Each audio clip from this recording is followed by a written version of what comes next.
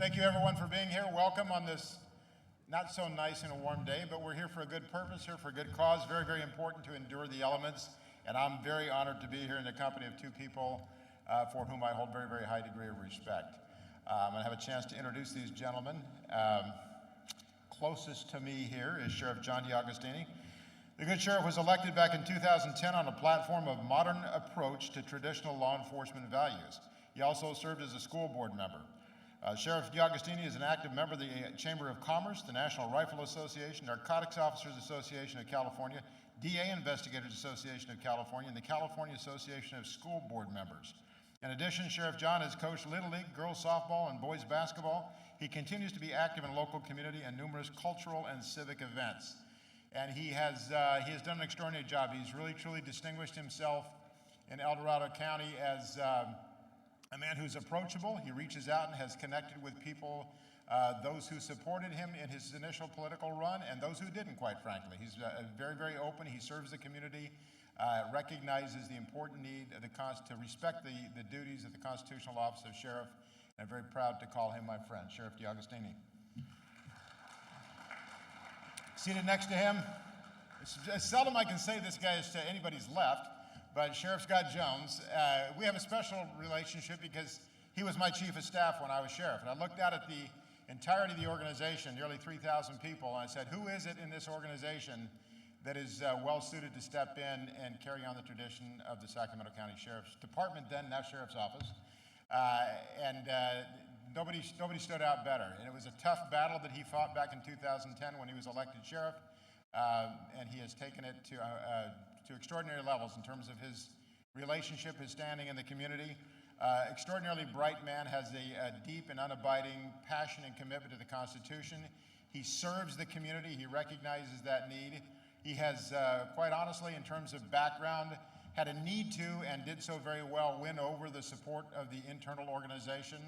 And I think it's safe to say that the members of his organization today are very, very, very happy and feel very comforted by having him at the helm of their organization, because he does an extraordinary job. He understands and respects the law. He is, again, another student of and strong supporter of our Constitution, and that recognizes the fact that that's what makes this wonderful land what it is. It gives us our freedoms, and that's what I'm going to ask them about here today. Gentlemen, thank you both very much, Sheriff.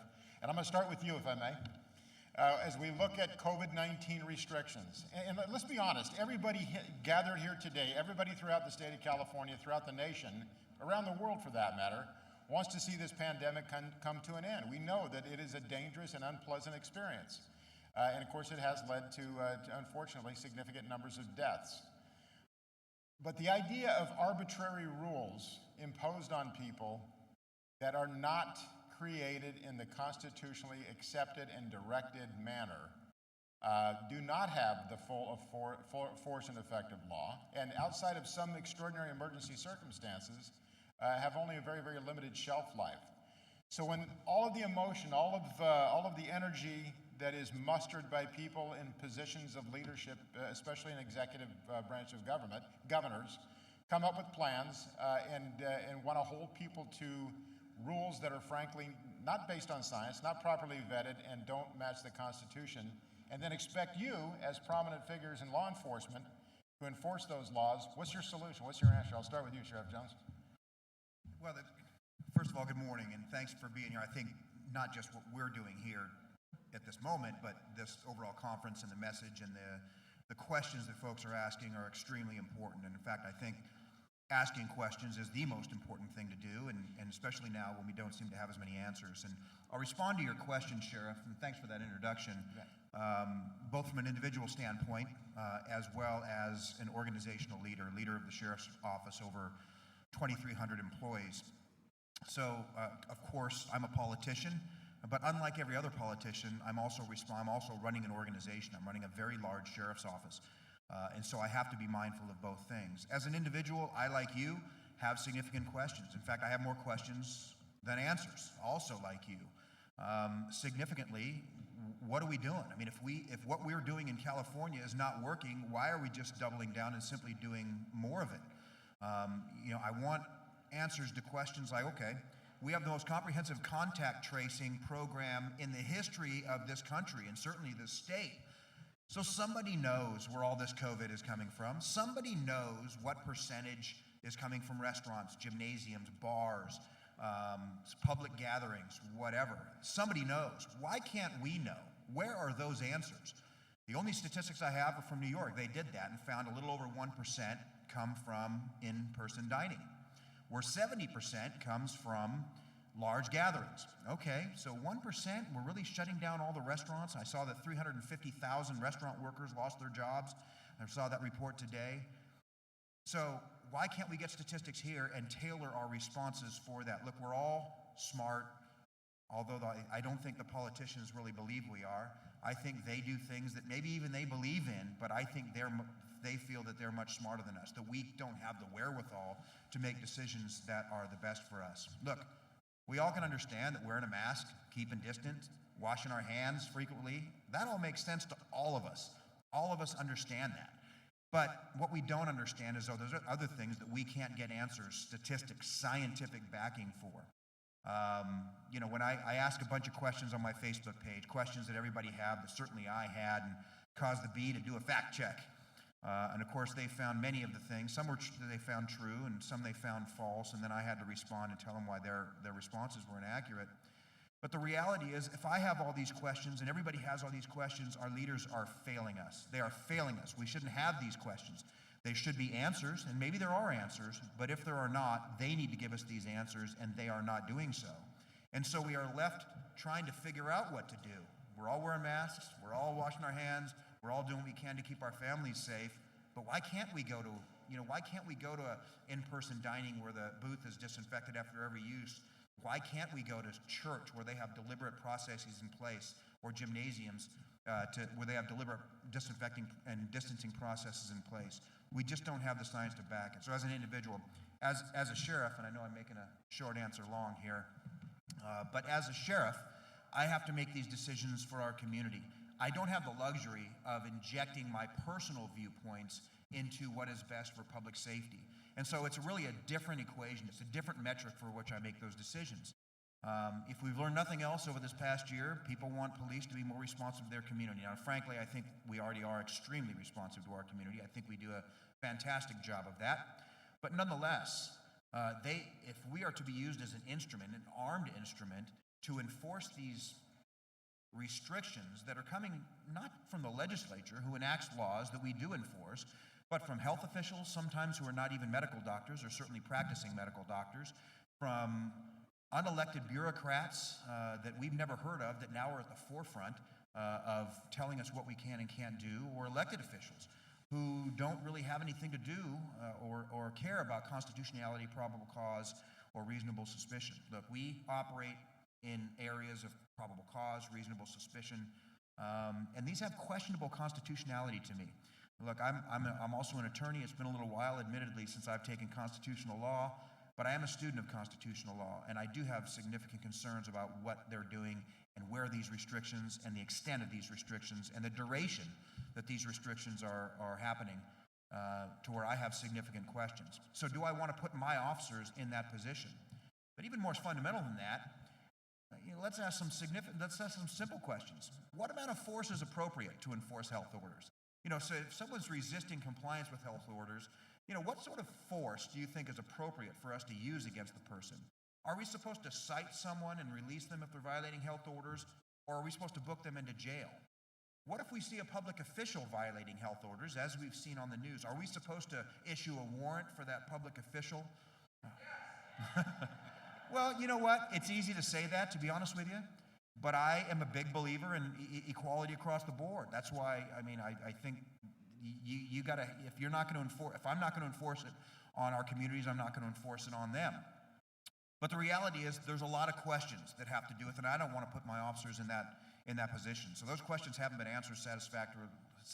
I don't think they have a satisfactory answer, but until and unless they are, I'm not going to put my officers in the position to that. And frankly, hey, we have all the same stuff to do we had before, and I don't have the time, not only no inclination, but I don't have the time or resources to be enforcing some of these orders anyway. So, that's why I came out even before the the governor came out with his latest round of restrictions saying that the sheriff's office or its officers would not be used to enforce any of them. So that's, I'll try and keep the rest of my answers short, but just wanted to say those couple of introductory remarks. So again, thanks for being here, and I'll pass it over. You know, gentlemen, both of you, I was probably supposed to give each of you an opportunity to offer introductory remarks, and I neglected to do so because I just didn't want to.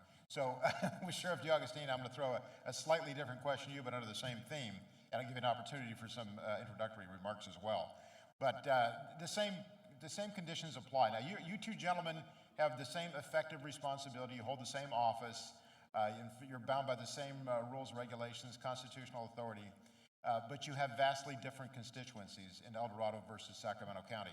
I, by the way, got a very nice message from you, Sheriff DeAugustini, a text message on Christmas wishing me a Merry Christmas and assuring me that your officers would not be out knocking on doors to ensure that people were not gathering in violation of the governor's edict. Thank you for that, sir. But what does the jurisdiction in which you work, to what extent does that impact how you approach these kind of orders and edicts that come without the benefit of a legitimate, constitutionally recognized law? Well, thank you, Sheriff. Folks, I'm going to be a little disadvantaged. I got a lawyer on one side and a radio host on the other side, and I'm a cop. So I want to start off answering that question by telling you what I did when all this started. I honor the words of a very respected man, and those words are trust but verify. When we started getting all these lockdown orders and business closures and everything else, I dove into the law. And even though I'm not a lawyer, I have been in law enforcement for almost 30 years, and that's what we do. We follow the law. And everything that I could find, the law was very, very clear. And especially one law in California under the government code that says under these orders that are issued by a public health officer or the governor, the executive branch, and this was legislative law that had the arguments behind it, the input behind it, and went through the proper processes. And the law says the sheriff may enforce such orders. These type of orders, the sheriff may enforce, not shall. Huge difference between those two words.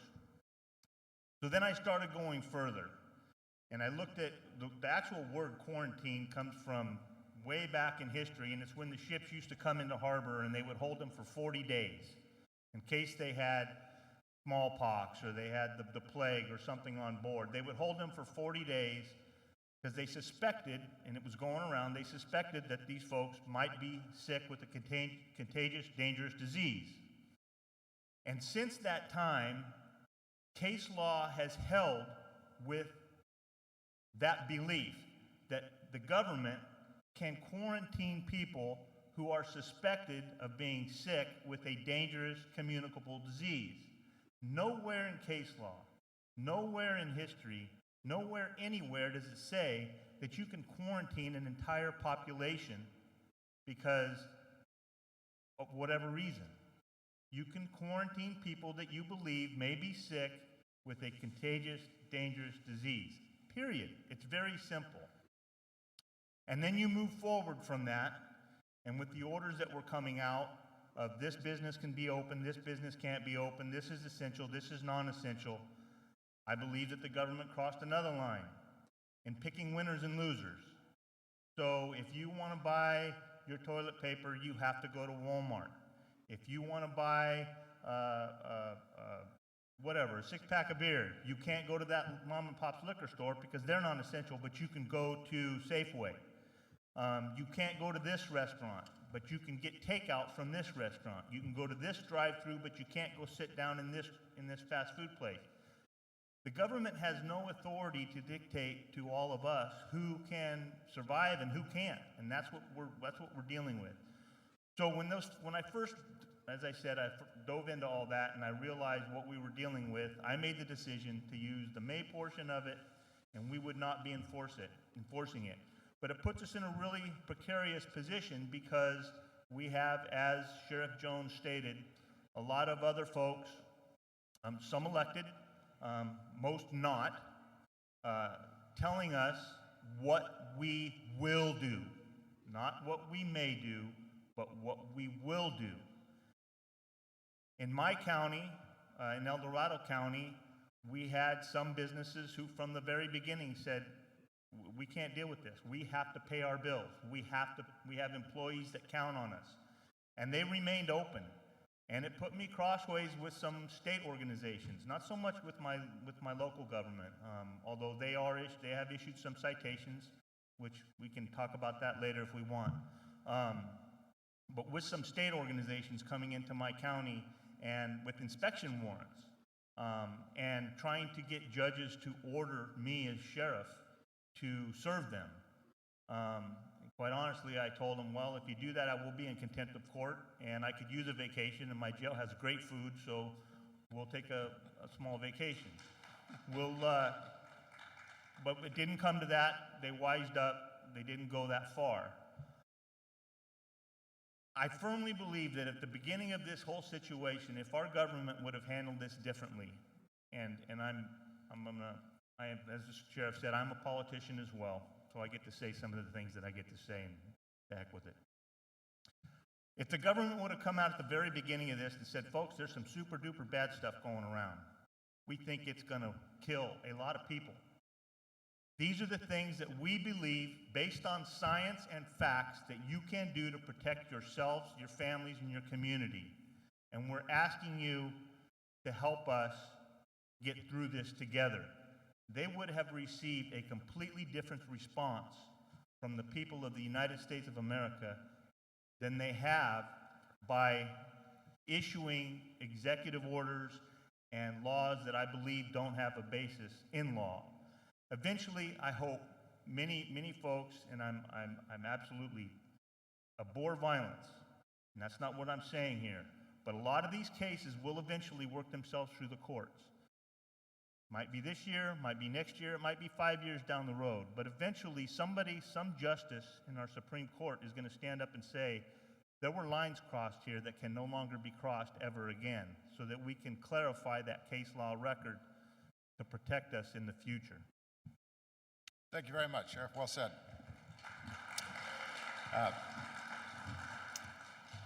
So as this all started, in fact, before it really came into the apex of public knowledge, I have a loved one that's in an assisted living center. And the people who operate that facility recognized this threat. They saw it coming.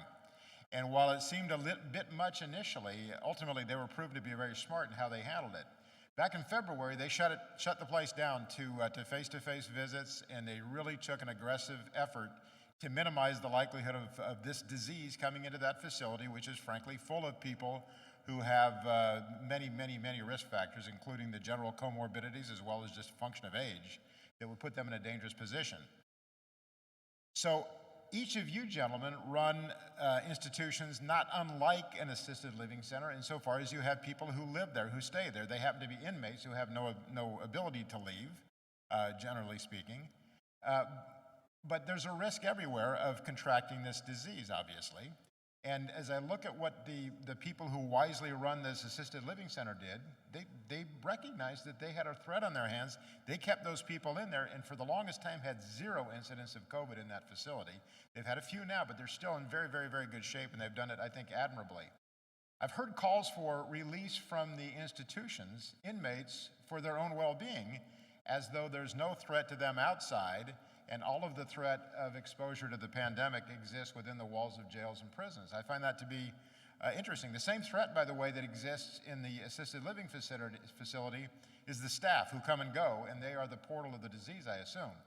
But I know that there is an effort. In fact, I've had the occasion to hear an account of Decarcerate Sacramento pleading to release inmates from the jail in Sacramento. I don't know if you have the same issues going on in El Dorado County, but how do you deal with that when you've got a part of the population who has given law enforcement officers evidence to meet the standard of probable cause that they've committed a bad deed? They've done something bad, and the best solution for the general population's health is to incarcerate them. And you have people actively working to push them out of the institutions, theoretically for their own protections, as though no threat exists outside. And of course, in the interest of public safety, not only from a health standpoint, but from a direct likelihood of injury or loss of property for the innocent public, how do you approach that? Either one of you, feel free to start. You really have to go back before the pandemic started, right? So this decarceration push has been going on, as we know, for several years. Are you hearing him? Okay. How's that, better? No? Yes? I think my ears are frozen. Can you hear me okay? Okay. So this push to unincarcerate people, to get people out of jails and prisons, started long before this pandemic.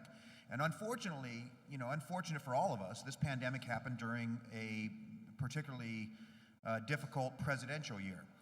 And so it quickly, like everything else, including law enforcement, became weaponized for that purpose. But I will say that as this pandemic started, that this weaponization of it, this became seen as an opportunity for the same folks that weren't involved in the pandemic, but were involved heavily in trying to get people out of prison. It gave them an opportunity to use that as a platform to get people out of jail. So there's been tens of thousands of people released from jails and prisons across this state long before the pandemic started, and certainly thousands released since, as using the excuse of the pandemic. Now, for the first several months, let me go back. In the very beginning, even before this pandemic really started getting off the ground, I had a meeting with my executive staff, including my chief of corrections, and said, look, we need to make this top of mind, and we came up with several tools, including a 7-day quarantine period for new incoming inmates. We took temperature checks. We took part of our booking process outside in the garage. We encouraged citation and release for those that qualified out in the field for other law enforcement agencies that book in our jail. We did a number of things. I could sit here and talk for the next hour of all the things that we did, but what that resulted in is, for the first 6, 7, 8 months of this pandemic, we had not one case where an inmate transmitted the disease to or got the disease from another inmate. We had some that were booked in with it, but were tested and caught within that quarantine period and didn't have any spread. Now, in the interest of full transparency, we have a bit of an outbreak going on right now that we are containing, but for the first several months we didn't. And so it just made ironic all of these calls for people, pandemic, we have to release people from jail, it's dangerous in there. Well, we know what our transmission rate was in jail during that time. It was 0. We don't know what the transmission rate was in the community, but we knew there was one. And so to justify by saying it's safer for the incarcerated folks to be outside of the jail in the community was just simply a lie. But beyond that, as Sheriff McGinnis pointed out, as they never talk about, is the victim. If you have people that are in jail, we know what the crime rate is of folks that are incarcerated, 0. But we also know with a specific statistical certainty that there is a crime rate of criminals that are out of jail. Not all of them will reoffend, but many of them will. And so that is going to increase, and as we've seen all over the country, and here in California, and here in Sacramento County, those crime rates have gone up during the pendency of this pandemic. So, I think sometimes the elected officials think we're stupid, that we're unwilling to take care of ourselves and take measures, but I'm charged with, not only those 2,300 employees, but the safety of 4,500 or so inmates as well, a duty that I take on both counts very, very seriously, and we've been very, very effective for the most part in doing so. So, it is a responsibility that we take seriously and have had some success, although obviously we have some challenges currently, because I don't want to be fact-checked by the B again, but we're doing a very good job, and frankly, we're still keeping people safe, which is what our charge. Look, I've said in the beginning, and I'll pass it off over after this, is if it makes sense for us to release inmates, we will release inmates to stop the spread of COVID, or if we have medically fragile inmates, that it's safe to do so. Nonviolent, non-serious felons that have a time certain left on their sentence, that have been sentenced, that are getting out, we would just get them out earlier if there's a need to do so. I'd be the first one to do that. But the first several months of this pandemic were not that. And so, there's only one guy that's been elected to make these decisions, and that's this guy. So I resent, frankly, a bunch of people coming in thinking they can do my job better than myself and the experts that I surround myself. Thanks, Sheriff. I believe that this has also been a very opportunistic opportunity by our state. backing up to AB 109 realignment when the state came under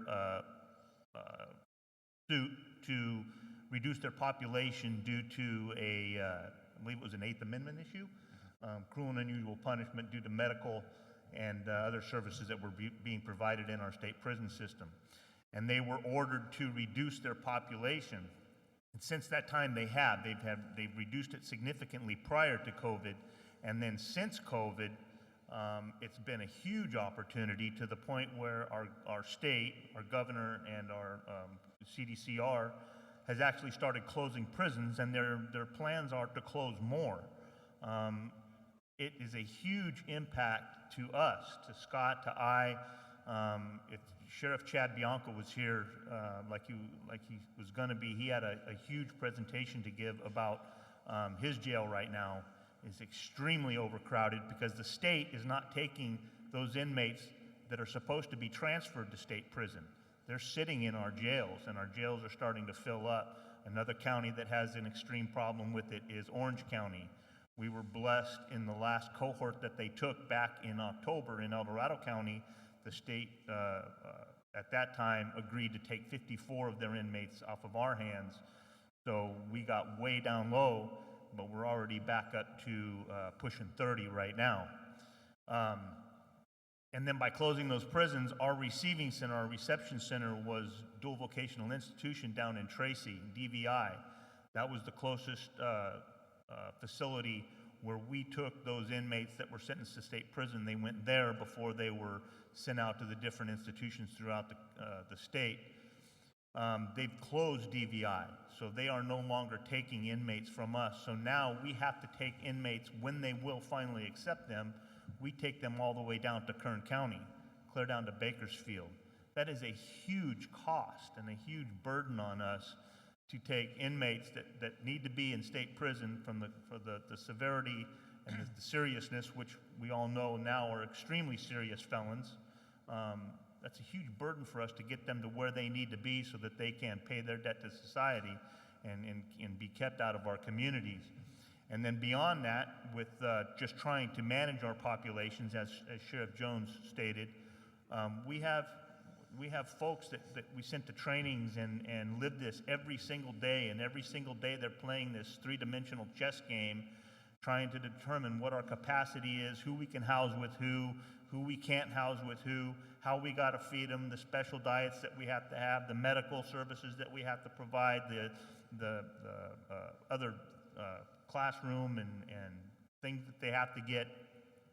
They play this every single day. This is what they do. And then when we have somebody that doesn't live this every day and is getting something out of a book or something that they read, which is based on complete set of false facts, or from an advocate that is just that, an advocate, God bless them, they believe what they believe, but that it's not based in fact, it's based in emotion.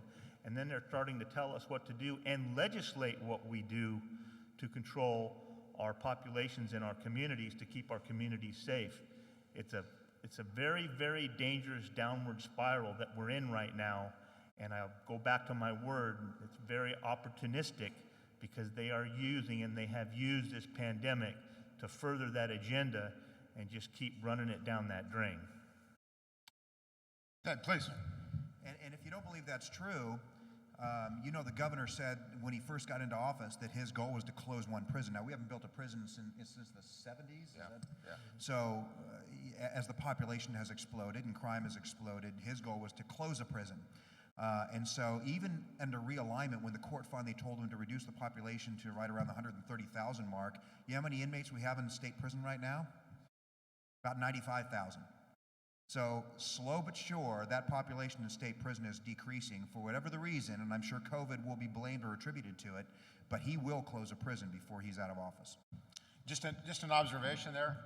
While the inmate population in the state prison system has gone down, the correctional budget, that is to say the California Department of Corrections Rehabilitation budget, has gone up significantly. So they've saved no money whatsoever by releasing these inmates.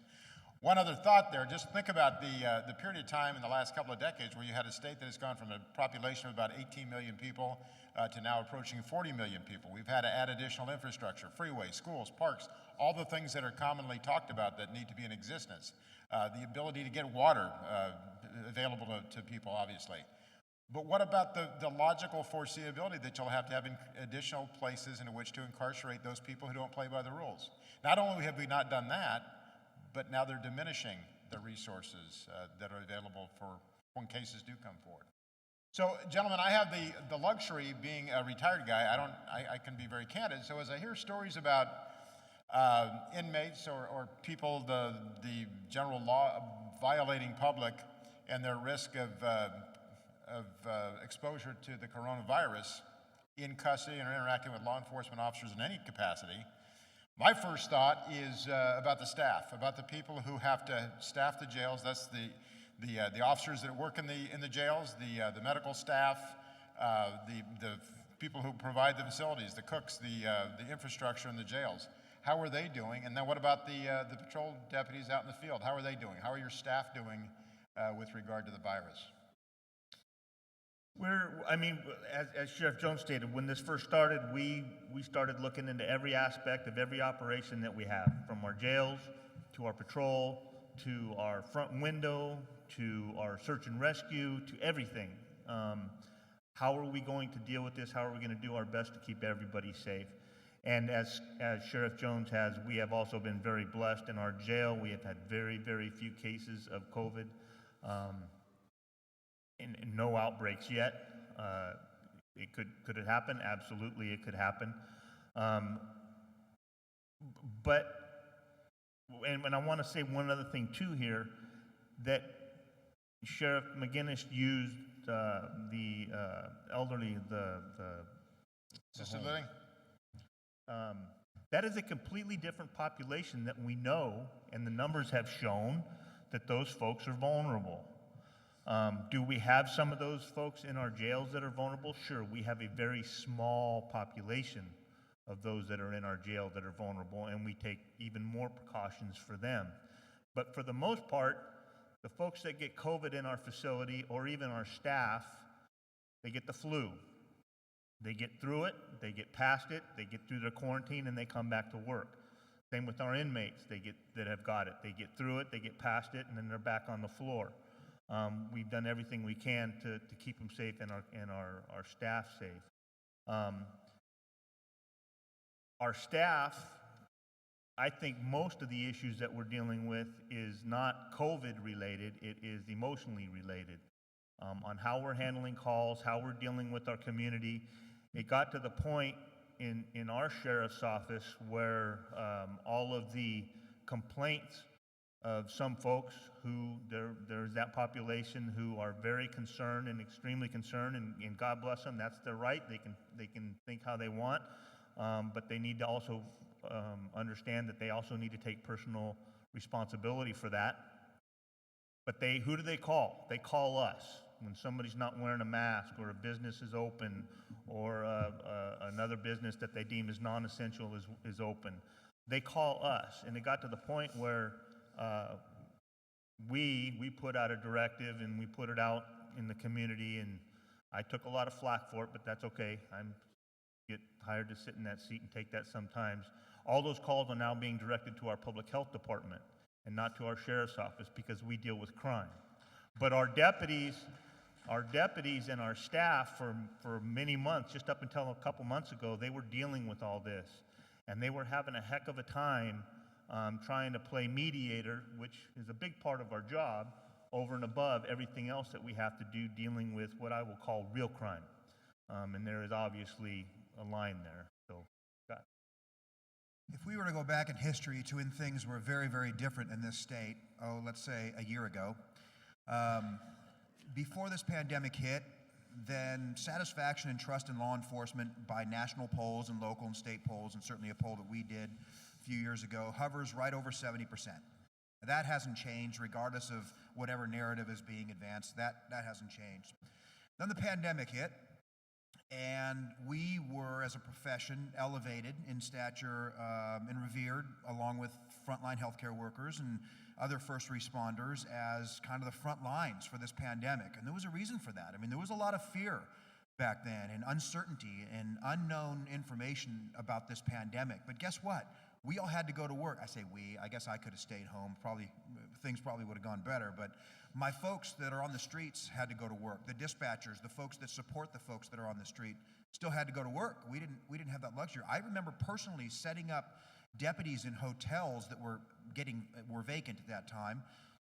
And I know the Deputy Sheriff's Association did as well, that didn't want to go home and infect their family because they had someone with particular health risks at home, a child or a wife, and they decided to spend that time away. It was a scary time. We were respected and revered for it, and that's why we kept doing it. We didn't have a choice, number one, but number two, that public sentiment really helped push us through. Well, then, of course, Memorial Day happened and things changed. Because it's an election year again, this public sentiment about law enforcement was once again weaponized.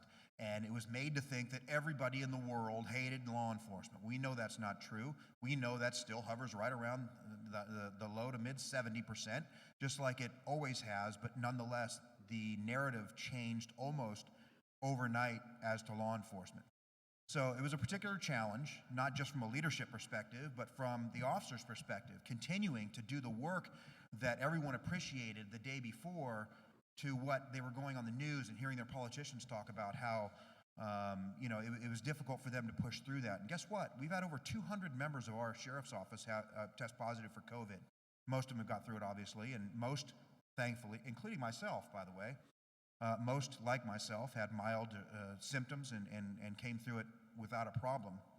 Which brings me to another point.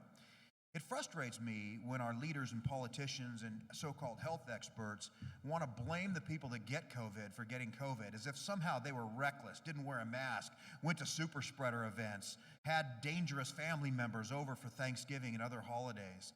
I think that's irresponsible, and I think it's borderline evil to blame everybody that's gotten COVID, blame their own behavior for the folks that got COVID. If it's someone that's more leaning conservative like myself, they do it with glee. They report, oh my gosh, well, here's ironic.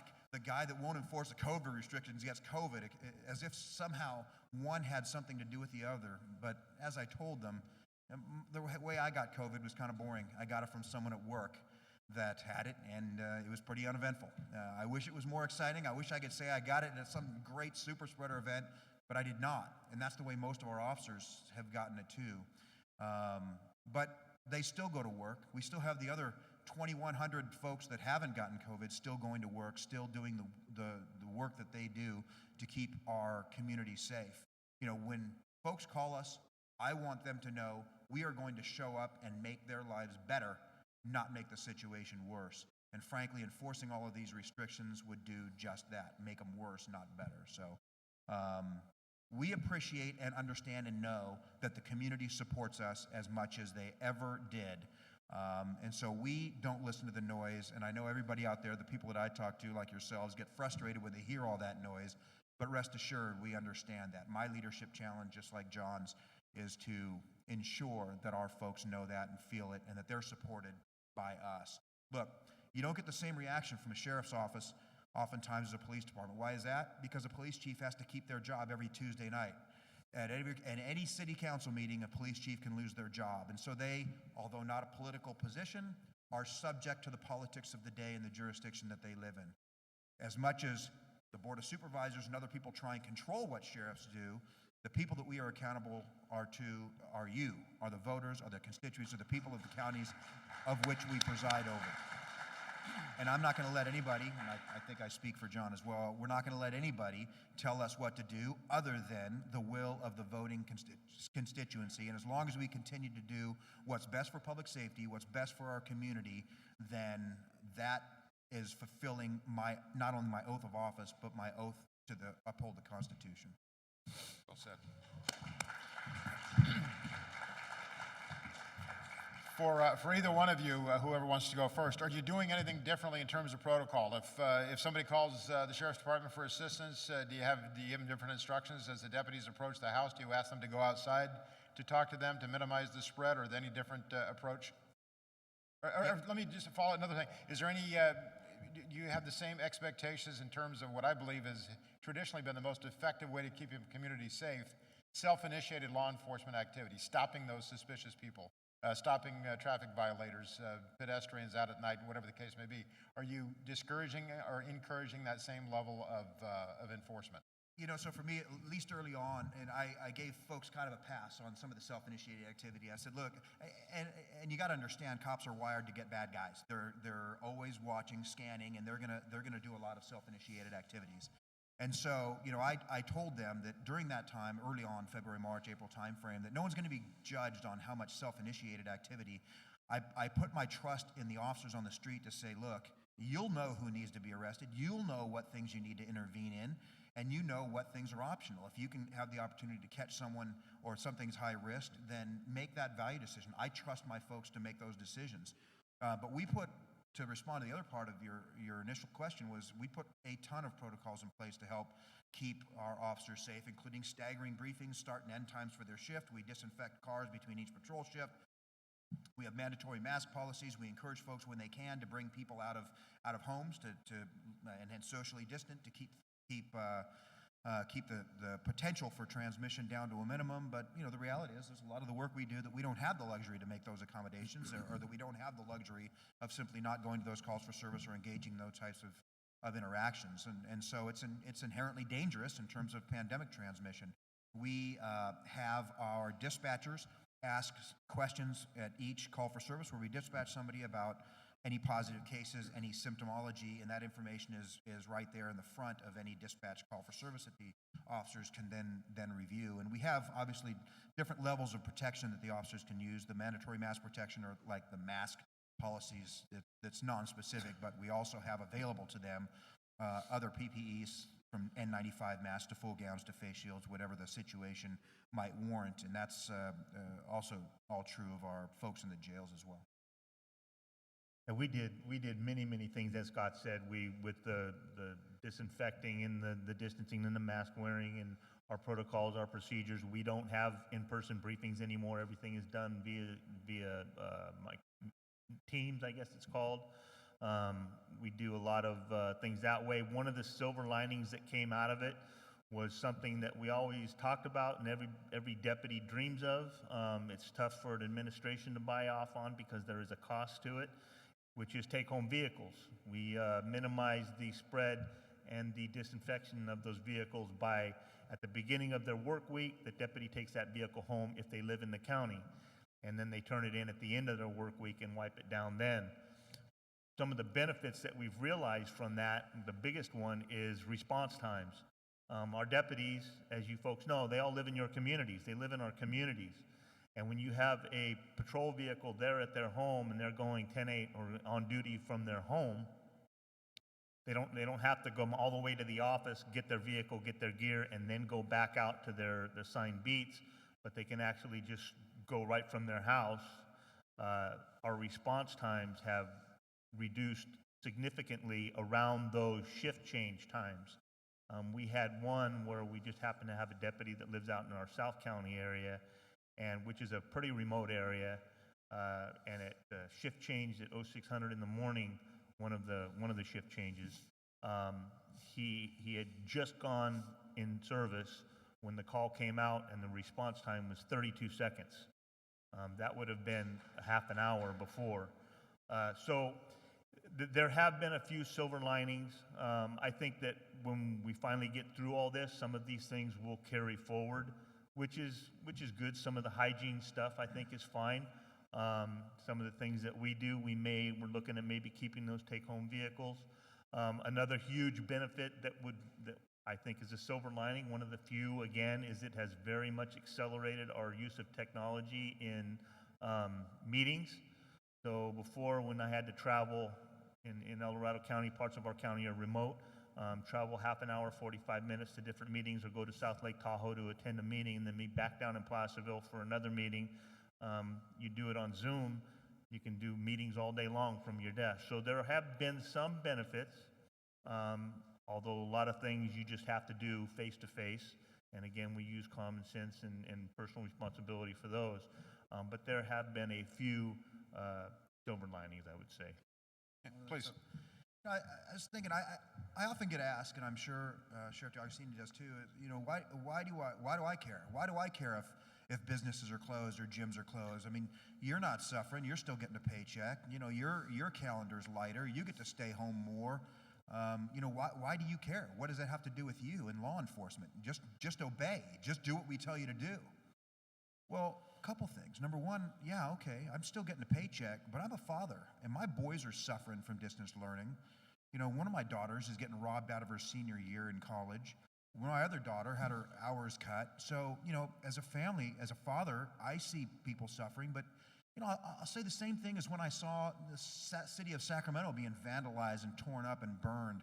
It hurts me. It hurts me emotionally and physically to see that happen. I mean, who else in the county has the responsibility and has the kind of overarching view to sit up and maintain the welfare, the overall health of the entire community? Not a county supervisor. They have districts, but obviously they do care about the county in general, but it's the sheriff. It's the elected sheriff. The people gave them they had the trust in this sheriff to sit there and make sure that they have the ability to live their lives free from governmental interference, to make whatever they can make of themselves, for their businesses to thrive. And so, yeah, I mean, people ask, why do we care if gyms are closed? I do care, because I care very much about the overall health and welfare of my county, and I see people suffering, I see people hurting, and I ask questions of why, and I'm just not getting adequate answers for it. So I know that, I'm sure that, well, let's just assume that was a question that the sheriff asked. That's exactly the question I had, sir. All right, I appreciate that. No, very well said. Very well said. It's interesting, if I may, just you look at these small businesses and look at what they do for a community. Just imagine, I think most of us probably have a favorite coffee shop we like to visit. And what they do for the community. You think about if you visit the same kind of businesses over a period of time, you see youngsters start to work there, bussing tables and cleaning up, and then they wind up as servers, and you see them as they go off to college and do great things and live great lives. That's the launching pad for them in life. That's their first job experience. That's when they get that first paycheck and realize they think their hourly pay is whatever it is, 8, 9, 10, 12 bucks an hour, whatever it is, but they see the paycheck, they see the withholding and realize the truth on that. But it's a part of life. And then those same businesses are sponsoring Little League teams, and they're a vibrant part of the fabric of the community. And as you close them down, it has a profound adverse impact on society. And if it had to be done, if it was based upon science, if it was properly done through legislative action as enshrined in the Constitution, we'd have to live with it. But when you have what seems to be kind of just a general, a hunch, a whim on the part of people in the executive branch of government who lack that authority, I think it's appropriate that we ask those questions. And I don't think there's anybody gathered here today that wants for a moment to be a part of putting anybody at risk to spread this disease, certainly to cause the demise of a person at risk. But at the same time, if you don't have some evidence that your conduct is doing that, then why in the world do you shut down? As Sheriff D'Agostini alluded earlier, this is the first time in our history when we have quarantined the healthy. Quarantining the sick is nothing new. It's appropriate. It's wise. It's based on science. It's protective. But quarantining the healthy is an entirely different phenomenon. Either order, gentlemen. What about the vaccination for your personnel? When do you see that coming? What degree do you want to see it taken advantage of? Do you think they should have early access to it? What are you hearing? Our Office of Emergency Services has already been offered the vaccines. The next, as I understand it, will be our jail staff and then our first responder staff. We are not mandating it. It's voluntary if they want to get the vaccine, as I think it should be. There are some places around the country where we're hearing where they're going to have mandated vaccines, and again, when you start mandating things like that, there's consequences that come along with it. For instance, there was one employee in the county, won't go any further than that, who has an aversion to needles. Person got a vaccine, passed out, hit their head, ended up with a concussion. Now that's a huge deal. That's a huge deal. But the person's going to be off work now. So then you fall back on the workers' comp issues, okay? Who's paying for that? It was voluntary. It wasn't mandated. What are the answers going to be to that? So there's consequences to everything that we deal with. It's just not as simple as everybody's going to get the vaccine. So as I understand, we're next in one of the cohort lines to be offered the vaccine. We'll see how many of our staff take it. Well, if it was up to me, I'd give them to frontline healthcare workers, then the elderly, and then other frontline workers that have potential exposures. But what do I know? I'm not an expert. Law enforcement is in Tier 1B. So right now they're in Tier 1A, which is frontline healthcare workers and whoever else. But, you know, I'm especially appreciative that every member of Congress, as well as 2 staffers for each member of Congress, has been able to get the vaccine before my 80-year-old parents have. I especially appreciate that continuity of government aspect. But so law enforcement is in Tier 1B, so I suspect that within the next few weeks, assuming that the state, who wants to maintain absolute control over distribution, can get the distribution in line, it will be made available to law enforcement. I can tell you that I sent a message to our county health officer that I would not allow our inmate population to get the vaccine made available to them until every law enforcement officer in Sacramento County, not just our agency, Sac PD, Citrus Heights, Folsom, Galt, had the opportunity to have the vaccine in advance. Now, that was when there was a lot of talk about social justice applications and distributing the vaccine as we departed from science, but that doesn't seem to be the way the distribution plan is set up at this point. So as it is right now, I would suspect that law enforcement in general will have the vaccine be made available sometime in the next few weeks. And again, like Sheriff DeAugustini, I am not going to make it mandatory for my personnel to get it. I just got a text message from your mom, Sheriff. She said that people didn't know she was 80. Thank you very much. Well, in fairness, she's not 80, but my dad is. So as you look at the whole entire gamut of law enforcement, all the things that have taken place, especially since Memorial Day, what happened on Memorial Day, the death of George Floyd. Interestingly enough, as you look at that particular case, it seems as though there was near unanimity that Mr. Floyd, while he brought a whole lot of risk to that equation, to that encounter, health risk, behavioral risk, he was a habitual chronic felon who had compromised his own health through drug abuse over years. Nonetheless, the way he was treated was wrong. The fact that the manner in which he died was wrong. I don't know anybody that defended that. The system worked. He was fired from his job. The officers in plural were fired from their jobs. They're being prosecuted. In one case, perhaps just an editorial comment, over prosecuted. We'll see where that goes and what the fallout from that may be. But because law enforcement agencies, people who run organizations such as yourselves, recruit from the human race, you are going to have people who do bad things. It's inevitable. You have physicians who do bad things. You have members of the clergy who do bad things. You have teachers who do bad things. It's inevitable. That particular case seemed to have actually, with the acknowledgement of a very, very regrettable outcome, it seems as though the system worked. Proper consequences were brought to bear on those who misbehaved. So it got a tremendous amount of attention, and I think it was effectively used, I don't think across the board in terms of changing the general public's perception of law enforcement. I don't believe that's the case, but in terms of political leverage, there was some exploitation of that. In the context of all of that, plus COVID, what do you see for the future of law enforcement? What do you see for the people who will replace you two when you go, and the people, I know you're in a perpetual recruiting and hiring and training cycle, bringing new people on board. How's that going to be affected by this? What are you seeing in that regard? How's the academy look? What's recruitment look like? Well, I mean, I have significant concerns about that, and as folks erode the reputation and credibility of peace officers, I worry that young folks that might feel the calling, as I did 30 years ago, might look to other things. As they get less protection, as some of the civil immunities get taken away, as is being contemplated, as there's more restrictions, as their job becomes less safe, as they're more subject to physical violence, and more importantly, random physical violence, those sort of ambush attacks that we've seen spike. I do worry about that. Now, I will say that we run 2 or 3 academies a year, and we have seen still a great cadre, a great pool of very qualified applicants that are still feel that pull, that calling to law enforcement. So it hasn't affected us as much as I've been concerned about it yet.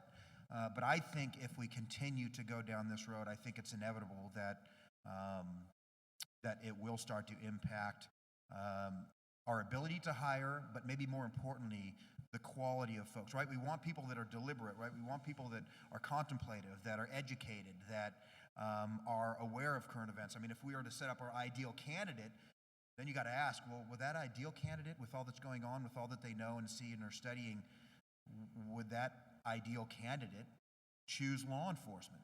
And then, if not, what people are choosing law enforcement? So I worry not only that we'll suffer in the pool of folks that we'll be able to draw from, but perhaps the quality of potential applicants as well. If you'd have asked me this question 3 years ago, in the last few years, it seems like this has really escalated. My answer was, we're in a cycle. And if you look over history, you look at about a 40, 45-year cycle where anti-police, pro-crime, pro-criminal, decarceration. You look at the riots in the 60s. You look at the way that law enforcement was perceived, looked at, and the laws, subsequent laws that came on the heels of that, and then the cycle went back the other way. I used to say that we were in a cycle, but now I'm not so sure. And not only am I worried, as Sheriff Jones is, about the candidates and the hiring pool and the industry that we have, and I'll call it that, an industry. I really worry about our communities, because that's who ultimately will suffer if we cannot get that pool of employees that we're looking for, if we cannot incarcerate people and keep them off of our streets. Sheriff McGinnis used a term earlier, or talked about and we talked about building prisons, and there's always this quote out there that we can't build our way out of this problem, and I don't think that's the issue. I think the issue in the United States is we hold people accountable, and we should hold people accountable. And when we start not holding people accountable, then there is no accountability. They can do whatever they want. So we're on a path right now that I hope and I pray that the cycle will catch itself one of these days soon, but I'm not so sure right now how far this is going to go before our communities suffer greatly and wake up and correct that. Thank you. With the closure of so many businesses and I don't know if you see this so much in El Dorado County, but the anticipated fall in revenue coming into the public coffers. Policing a community is an expensive undertaking. Personnel are expensive. Equipment is expensive. Life cycle of equipment is predictable. It costs a lot of money to fund the personnel and equip the personnel to do their job. What concerns do you have about the future of, specifically to the adverse impact of COVID shutting down business and crippling revenue coming into the public coffers? Huge. We're discussing it every day in our agency. Of course, we're the industry that we're in, me and Scott are in, and Sheriff McGinnis was in. We firmly believe that the first rule job of government is public safety. That mindset is shifting a little bit. Now it seems to be, you hear terms like good governance and continuity of governance and all these other things about government bigger. Well, I think we need to get back and focus on public safety. But we are very concerned because we are a predominantly general funded agency of the county. Most of our funding comes from the general fund, that unallocated portion of the county's budget that they have discretion over how they're going to spend it. Very small parts of our budgets come from restricted fund balances or allocated fund balances or funds that are dedicated to law enforcement. Most of it is general fund. The county has complete discretion over the vast majority of our budget. Where do they get the vast majority of that general fund money? From taxes, from the sales tax and the business, the property tax and everything else that our local businesses pay every year and bring in. And without that, we could see significant shortfalls. And then again, pair that with the defund police, with the other things are more important than public safety mindset, and we're very, very concerned.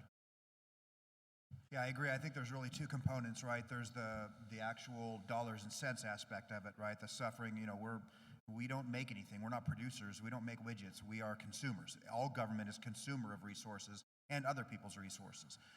So tax dollar base. So, to the extent that we're going to suffer an extreme cut in taxpayer revenue, that we're a large chunk of any county budget, and so we'll be proportionately affected. But there's also that political aspect too, because of where we are as a country and certainly as a state, where folks can say what they want as long as they're saying one particular message. They'll go unchecked, and everyone else gets censored. We're at a place politically that is, I never would have predicted even a year ago. I mean, we have one of my supervisors, saying all Trump supporters are dead to him, that the Republican Party is a cesspool of liars, cheats, and cowards. Well, how is he going to, fairly and without prejudice, make decisions regarding law enforcement budgets? I mean, his view on law enforcement, me in particular, but law enforcement, the sheriff's office in general, how is that going to manifest itself into fair deliberation of what's best for public safety for the community? I know, Sheriff DiAugustini has a supervisor in his jurisdiction that's have a similar ilk. And so we used to be able to at least come together politically to decide what's best for the community and public safety. I mean, if you look at Maslow's hierarchy, for those of you that remember that from college, personal safety is right there at the bottom. Before you start caring about these other things, you got to feel safe to come out of your house. And politicians used to understand that, and now I'm not sure that they care. I think they view many of them, not all of them, view things through a political lens for which they've been encouraged and propped up by media or lack of media or other scrutiny from whatever sources. And so that honestly has me as concerned as budget issues. I mean, my budget, we come in budget every time. I've given money back for the last several years, millions of dollars back to the county. We've come in under budget. We can deal with a budget. What is more difficult to deal with is the politics of the budgeting, and I fear that that's going to have a greater impact to us because we can't anticipate what that's going to look like as much as we can project the budget just from lost tax. I think that's a very legitimate cause for concern. And when you hear this defund the police sermon that's been repeatedly uttered across the country over the last 8, 9, 10 months, now you hear people trying to disavow that, saying that's not what we meant. Well, I'm just going to draw, I think these gentlemen are both very well aware of this, but in the city of Sacramento, I don't know if anybody here is from the city of Sacramento, but I'm going to call them out on this again. The city of Sacramento for years, for decades, generations, has had their public safety budget, which initially included police and fire. That was it.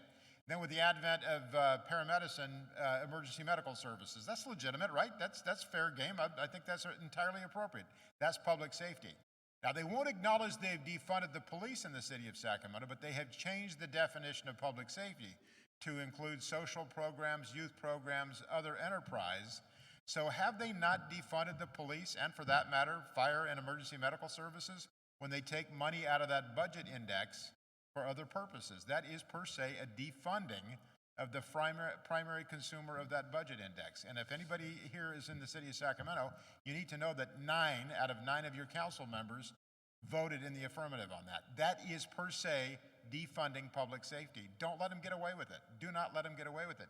These gentlemen are both very, very good at calling out the truth when they're confronted with people trying to play political games. Not everybody is blessed with having that in their government entity.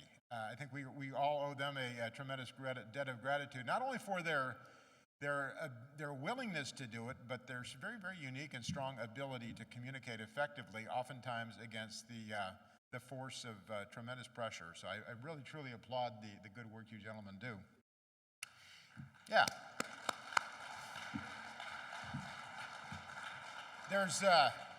This is tangential at best to COVID, but it has to do with all things under public safety. There's, I don't know how, to the extent to which people in this audience have been informed about the new district attorney in Los Angeles County. I'm sure both of you gentlemen are very well aware. George Gascon. He has changed the approach to enforcement of the law in Los Angeles County, the biggest prosecutorial office in the nation. 10 million people live in Los Angeles County. And in his jurisdiction, they are not going to enforce, not going to prosecute people who do some pretty extraordinary criminal activity. They're doing away with enhancements for serious crimes, such things as armed in the commission of a felony, hate crime affiliation, prior criminal history, all sorts of things, gang crime committed as a motivating factor by gang. But on the other end of the spectrum, they're not going to prosecute people who drive unlicensed. Think about that for a moment. What does that do to quality of life? What does that do? Unlicensed drivers, that's not the thing you lie awake at night worrying about, but it will have an absolute, undeniable adverse impact on safety of the motoring public. They will not prosecute people for resisting arrest. So you think about that, what's the pragmatic advice that you would give a person who's inclined to break the law in Los Angeles County, or even somebody who's not? Why would you stand in line at the Department of Motor Vehicles and get a driver's license? And then if you're stopped, why would you comply? Why stop? If you're involved in a traffic collision, why stick around? If you commit a minor crime, why face the consequences? Because if you can make good your escape, you'll be held harmless. And if you are arrested, you may be prosecuted for the underlying violation, but there'll be no enhancement for your resistance. So that's troubling. You think that's Los Angeles County. Maybe you live there, maybe you don't. But what concerns me tremendously is the fact that that philosophy is embraced and endorsed by Governor Gavin Newsom. Governor Newsom, in all probability, will, in very short order, be selecting the new Attorney General of the state of California. Now, he believes that's good prosecutorial discretion. He believes that's good prosecutorial philosophy. So how does that impact your world, gentlemen? I mean, what do you see on the horizon there? Short answer, again, we hold people accountable. We're supposed to hold people accountable. If we don't, you're talking anarchy. We're going to have one of the laws that he will not prosecute is trespassing. Yeah. Just think about that.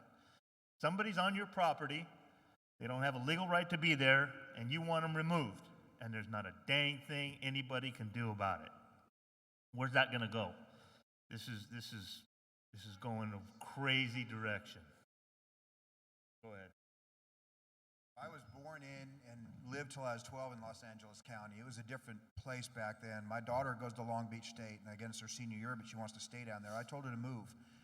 LA County is no longer safe. Now, fortunately, LA County had everything else going right before this, right? I mean, they're the pinnacle of how a large city is supposed to be run.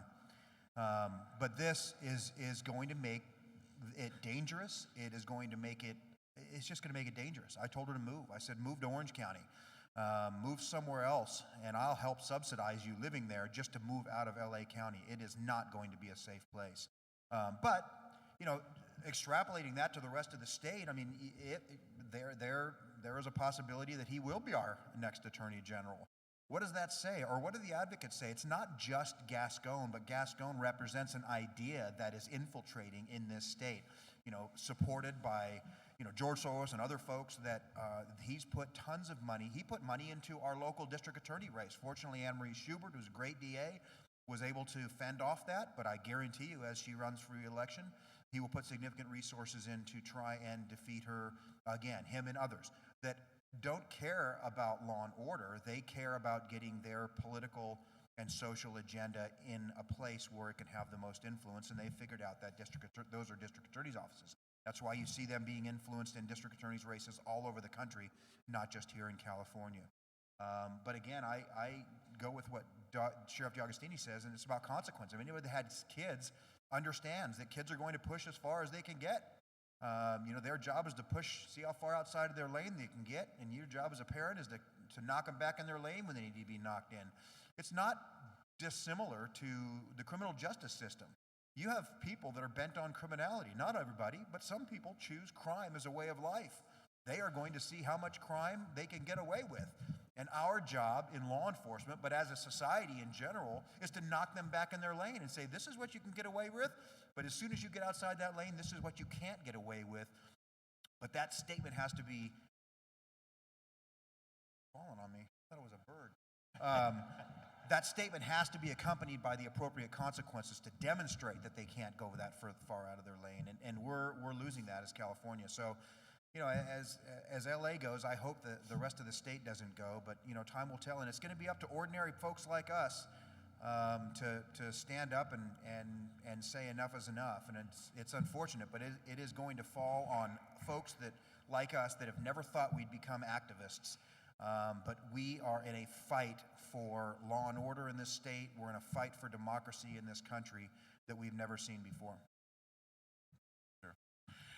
We're approaching the end of our program, and I want to give each of you gentlemen an opportunity. I'm going to ask you just kind of closing remarks, but you've done a great job of communicating how you've met the challenges of COVID and other complicated factors in the execution of your duties. But maybe a little bit, some thoughts about the future, and perhaps if you can find a silver lining to any of these very, very dark clouds to give people some sense of hope going forward. Gentlemen? I know sometimes it's hard to have those kind of thoughts, those silver lining thoughts when we're going through what we're all going through right now. The bottom line is that all of you are engaged and you're fighters, or you wouldn't be here today. And right now, more than any time in my lifetime, and I'm sure all of your lifetimes, we are at a very precarious portion in our history. I asked my father, my grandfather was a supervisor in El Dorado County. My father sat on different boards. My mother sat on many different boards. And I asked him, I said, growing up, have you ever seen anything like what we're going through right now with the division, with the angst, with everything that is happening right now in our country? Because I suspected that maybe I was just younger. I didn't pay that much attention to it. But they've said, no, this is new. This is different. But we're at a time right now where, like I said earlier about getting all these cases and what this government has done before the Supreme Court in the proper fashion, through the courts, with the proper hearings and the proper evidence being presented, so that this can never happen again. But to make that happen, we all need to keep fighting. And when I say fight, I'm not saying a violent revolution or anything like that. I'm saying we fight the right way. We keep our movement going. We keep this energy going. Spread the word, as Sheriff Jones just talked about, being engaged, being informed. Don't let them get you down. The old saying, don't let them get you down. Keep moving forward. Keep fighting, because eventually we will get there, because failure is not an option. We can't lose our community, we can't lose our state, and we absolutely cannot lose this country. And we're not going to let them take it away from us. We're not going to let us lose it. We're going to fight it. We're going to fight it the right way, with getting the right people in offices, making the right decisions, doing the right things, and with our courts. So we'll get there all together eventually. I know it's tough to think of it right now, but we don't have a choice, folks. We got to keep engaged. Thanks for being here.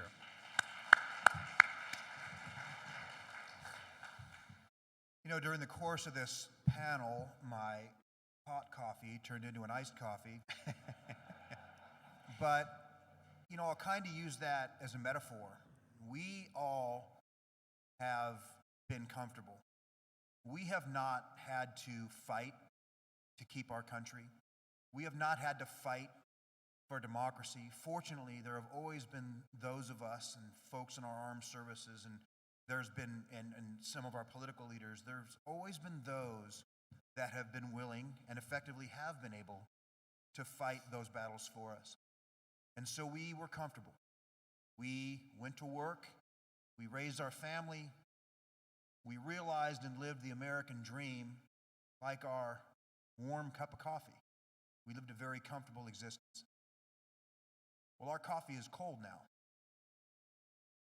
We don't have what we once had. We don't have the security of what we had even a year ago. And if we're not careful, it is only going to get worse. And I'm not asking everyone to be activists. We still have our own jobs and lives and families to raise and lives to live and jobs to work at. But I would consider being an activist to the extent that you can. That may mean something different for somebody. If you have the capacity to reach a lot of people, be an influencer. And I don't mean an Instagram influencer. I mean something important, an influence to those are the people you have control over. If you have the ability to contribute to campaigns that are important, you may not have contributed to a political campaign in your life. But if you have the ability to contribute even $20 or more to people that share your values, people you know, either on the state or federal level, that will be working to support the values, then there is no more important time to do that. If there is a rally that speaks to you, I used to say, even a few years ago when I was the sheriff, I'd say, I can't think of anything I feel so strongly about that I would go to the Capitol. I'd see these 2 or 3 protests a day at the Capitol and think, I can't think of anything I feel so strongly about that I'd go spend all day at some rally. That's not true anymore. That's why I'm here today. There are things. I didn't think there were things that were that important. Well, that's until I lost them or were in danger of losing them. Now we see just how important they are. So when I say be activists, it may be different or individual for each one of you, what you can do, what your comfort level is, what your economic status allows you to do, or whatnot. But we all must be activists, or else our silence, our voices, our actions, our freedoms will be silenced.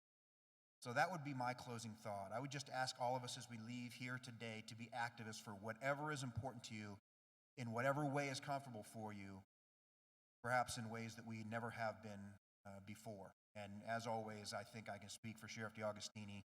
We appreciate your support for law enforcement in general, our departments in particular, and certainly for us as individuals as we sit up here and vow to keep protecting all of you.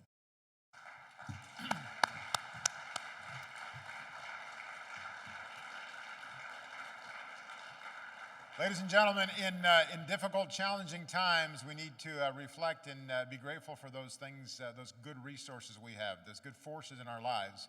We have 2 of those forces here today. Gentlemen, thank you both very, very much. God bless you all. Thank you.